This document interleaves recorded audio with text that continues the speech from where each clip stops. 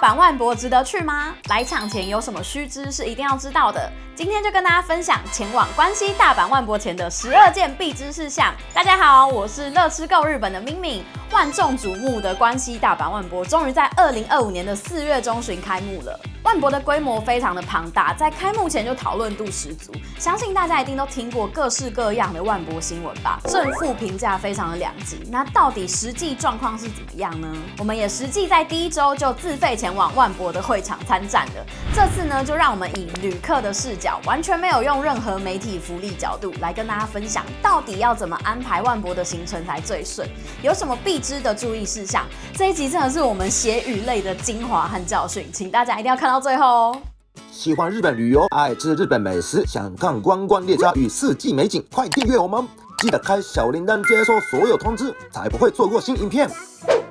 购票相关，门票建议事先网络上购买。开幕之后呢，票券分为7种票，优惠的早鸟票已经没有卖了哦。那单次的入场券分为1日券、平日券、夜间券，以及身心障碍者的特别优惠券，还有3岁以下的儿童券。多日券的部分呢，则分为通期 Pass 跟夏日 Pass 2种。我们自己个人的经验是，半天1天绝对逛不完，强烈建议大家一定至少要规划2天以上。那可以安排1天东口入场，1天西口入场，尽量把比较靠近出口的场馆呢都连续排在一起，才可以大幅节省移动的时间。毕竟万博的会场真的是超级大，据说有3个迪士尼那么大，换算成东京巨蛋则是有33个东京巨蛋。另外，虽然现场也有贩卖当日券，但是因为入场都有人数限制，现场才购买的话呢，很有可能会扑空，就没有办法进场了。另外，如果你是在日本超商购买的实体纸本票券，也要记得在入场前先到指定的场所换成有 QR code 的票券才能入场哦。预约抽票，热门展馆都需要抽选预约才能进入。在线上买票完成之后呢，就可以开始你的预约和抽票之旅了。除了部分的场馆以外呢，其实大多数的场馆都是预约抽选制的。那预约呢，又分成下列好几种不同的阶段，分别是2个月前抽选、7天前抽选、前日空额券，还有当日可以抽的整理券。那2个月前抽选呢，是指在入场前3个月到2个月之前可以抽选，会在入场日的2个月前当天得知结果。7天前抽选则是在入场前的1个月到8天前可以预约，会在入场前的7天前当天得知结果。那前日空额券呢，则是在入场前的3天前到前一天的9点之前，可以刷刷看有没有空位的票。当日整理券则是指在成功入场之后10分钟后可以开始预约。那如果你非常的幸运，在第一阶段就有跟到抽选，而且也很幸运的有抽到的话呢，当天就可以以一个比较轻松的心情入场了，因为保底最少就可以看到2个场馆。如果再加上前日空额券和当日整理券的话呢，全部都预约成功，那你最少可以看到4个场馆没问题。那如果你事前都没有抽到怎么办呢？完全不用担心，也不用灰心。像我们其实这一次就没有运气那么好，除了前日券以外，我们都没有抽到。但是呢，刚刚提到的当日整理券，其实也有一些独家的安排小秘技，后续会再跟大家分享，记得要看到最后哦。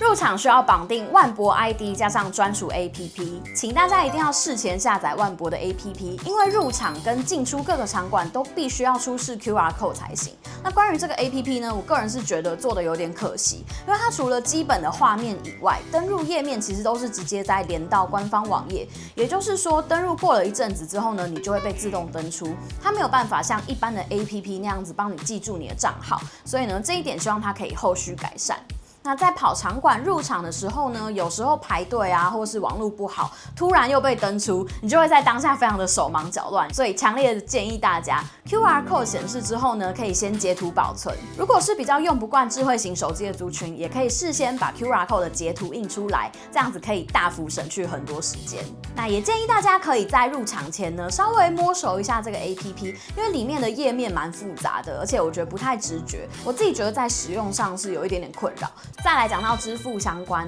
会场里面呢是全面无现金化，那不管是贩卖机、餐厅、周边商店，全部都不支援现金，所以请大家准备好你的信用卡，或是多加值一点 C 卡、Plusmo、Eco 卡等等的电子支付。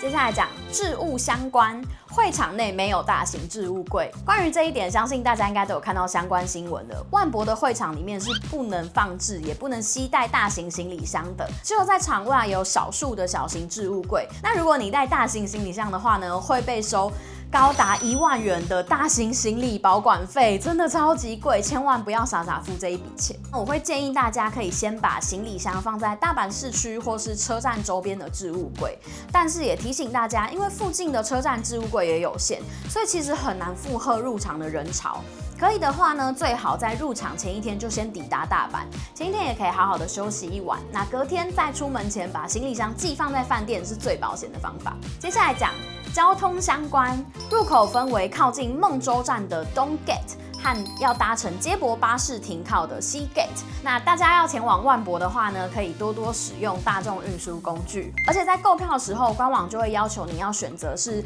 从东 Gate 入场还是西 Gate 入场。那到底这两个入口有什么差异呢？东 Gate 它是临近电车的孟州站，因为直接绿色的 Osaka Metro 中央线，交通非常的方便，所以我自己觉得在体感上人潮比较多，算是前往万博的最主要的出口。那西 Gate 的话呢，则是需要搭乘接驳巴士才能抵达。我个人是认为西 Gate 的人潮比较少，所以非常建议大家可以从西 Gate 入场。但是呢，通往西 Gate 的接驳巴士也有人数限制，官方有建议大家事先买好巴士券，那一个人是单程300日元。但是小缺点是呢，这个预约巴士券需要先下载 APP， 叫做 Kansai Mass。这个 APP 呢需要人在日本才有办法下载，所以呢稍微有一点点麻烦。我觉得可能比较适合喜欢事前安排行程的人。另外，也不建议大家自行开车前往，因为东 Gate 是没有办法让一般车进去停车的。如果是身心障碍者需要开车前往的话呢，也要记得事先上网预约停车位。订阅我们的频道，开启小铃铛，就能接受最新的日本旅游影片通知哦。接下来讲时间安排，个人会分成入场、排队、参观时间这3个部分来跟大家介绍。入场前其实都需要通过安检，大约的排队时间是20到40分钟左右。那因为早上最早是9点开园，大概8点55左右会开始安检。分享一下个人经验，开幕的连续前2天，我们大约都是早上7点半到8点之间开始排队，大概是在9点20左右可以成功进到园区内。排队的话呢，各个场馆的部分，因为大多数热门场馆都需要预约，从入场排队扫描 QR code 入场，大概需要10到15分钟左右。那不需要预约的场馆呢，就看那个场馆的热门度了，也是有少数不需要排队的场馆，那这部分可能就以当天为主。接下来讲入场参观时间，每个场馆的参观所需时间其实都不太一样，有部分呢是类似像多媒体展演的，那进去之后整个演出大约是10分钟左右，也有部分的展馆呢是有工作人员会整队，那团体带入场进行导览，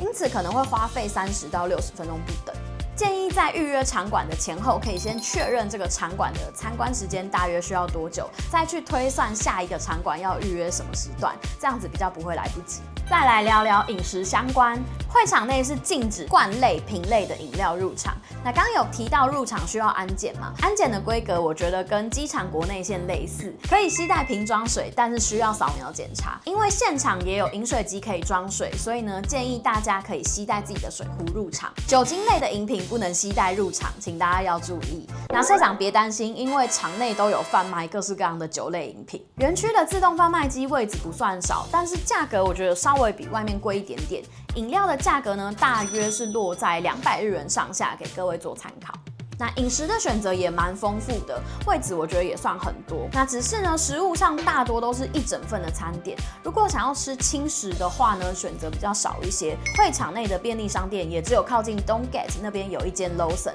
所以呢，建议大家如果想要吃饭团啊，或是三明治等等的，也可以从外面自己带进场内。另外还有一点，园区内几乎只有贩卖冷饮，这点我觉得非常困扰，因为可能台湾人或是亚洲人有比较喜欢喝热饮的习惯，但是园区内呢，可能怕大家中暑，所以几乎是买不到热饮。建议携带物品，帽子、行动电源必带。另外，请记得穿好走的鞋子。其他建议携带的东西还有水壶、防晒用品、轻便雨具。孟州这个地区呢，它其实就在海边，海风非常的大，所以呢吹久我觉得很容易头痛。加上整个园区除了场馆内还有大屋根以外，基本上是没有遮风避雨的地方，所以呢也请大家要记得做好防晒的准备。接下来讲讲不可携带的东西，可燃物、瓶罐类的饮料。相机的单脚架、三脚架、自拍棒、空拍机，还有滑板、溜冰鞋都 NG， 不能携带。另外，因为园区内有非常多是木质的建筑物，所以基本上是禁烟的。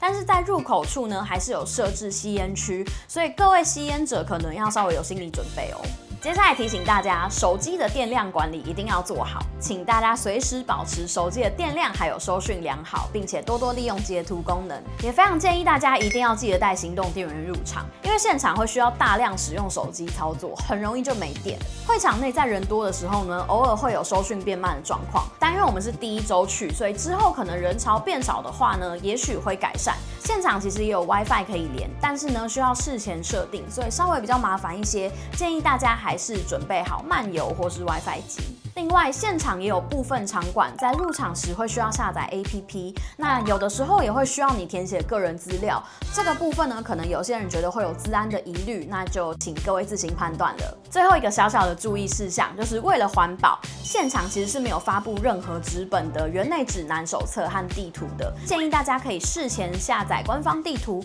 标示出自己想要去的场馆，比较好安排路线。或是也可以多多利用 Google Map， 因为 Google Map 打开之后呢，可以发现大多数的场馆都有被标记在上面，所以大家也可以搭配使用。再来也是我个人觉得非常重要的，就是体力管理，因为园区内真的非常的大，一天差不多会走到2万步左右，因此需要好好的规划体力。园内的休息区其实非常多，所以完全不用担心没有地方可以坐下休息。但是呢，入场前的排队跟要赶场馆的时候就会稍微比较累一点，建议大家可以利用园区内的交通工具，有以下2种。第一种是 eMover 巴士，它在园区内总共有6个站，那车票可以在停靠站的现场购买。单趟是400日元，非常推荐大家要记得购买1日乘车券，因为1日券呢是1000日元就可以无限次搭乘，非常的划算。尤其是如果你要从东 Gate 直接移动到西 Gate 的场馆的话，自己用走路的要走很久，搭乘这个巴士就非常的方便，而且还可以环绕大屋跟欣赏整个园区还有海边的风景。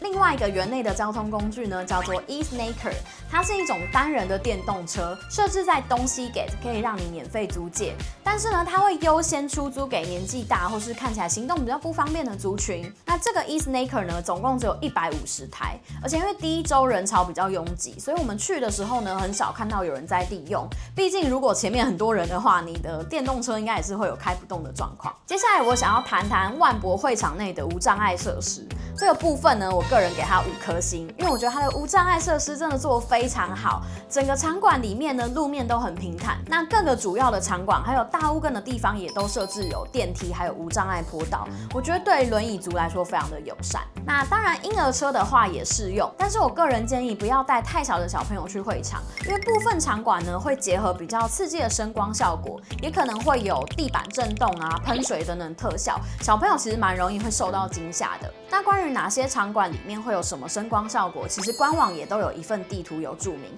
现场呢也都有设置非常多的厕所，还有部分的哺乳室，所以这部分我觉得不需要太过担心。那老人家唯一要注意的就是入场前排队可能会排比较久，以及会场内范围真的很大，所以可能会比较有腰酸脚酸的问题。最后要跟大家分享当日整理券预约的小秘技，这点真的很重要，就是尽量要无缝接轨。大家体力允许的话呢，我真的会建议大家登记9点入场，然后在7点到8点之间就到会场排队等待第一批入场。因为入场之后呢，大约10分钟左右，你就可以马上用手机 APP 预约当日的整理券，所以呢，可以趁这个机会抢到热门场馆。这个 APP 当日整理券有一个规则，就是一次只能预约1个场馆。而且在实际进入场馆之前，或是取消预约之前，其实你是没有办法再预约其他场馆的。因此，非常建议大家在一入场之后呢，尽量先预约上午的时段。例如你9点入场之后呢，马上就先预约10点的场馆，这样子等到你10点进到场馆之后，就可以马上预约下一个，而不会有太多空白的等待时间。如果你是9点入场后，马上预约下午4点的场馆，代表你9点到4点之间都是空白的，你没有办法预约任何的场馆，非常的可惜。最后帮大家总结一下，如果你还在犹豫到底要不要去万博的话呢，我个人觉得非常值得一去，因为其实不用担心像新闻说的，它还有很多场馆没盖好，它真的非常的大，所以呢，光是盖好的地方就够你3天3夜逛不完了。那我觉得它其实就像是一个大型的大人版主题乐园，除了可以看到很多很漂亮很雄伟的建筑以外，也可以见识到各国不同风格的文化呈现。再来就是可以看到代表台湾的 Take World 馆，我觉得可以在国外看到代表自己家乡的美好事物被展出，真的是感到非常的感动，也很光荣。以上就是我们这一次万博的实战经验分享。那大家如果有关注到万博相关的资讯或新闻的话呢，应该都知道开幕的前3天其实天气状况非常的不稳定，一下大暴雨，一下大太阳，几乎可以说是一个上天给万博的压力测试。所以呢，这一次我们真的是用血与泪的教训，帮大家实际踩点，用最真实的观点跟大家分享，也整理出各个细项的状况和攻略，希望对大家的万博之旅的规划有帮助。大家好，我是极电社长。我作为新人歌手出道啦，现在已经发布了 Sushi Party、Osaka Explorer、Timeless Kyoto 3首歌曲，接下来也会继续制作更多日本47都道府县的歌曲。想看更多精彩 MV， 接收更多日本旅游资讯，请订阅极电社长 Japan TV， 多多支持我们哦。那喜欢我们这次的影片的话呢，记得帮我们按赞、订阅、分享，开启小铃铛。我们就下次见喽，拜拜。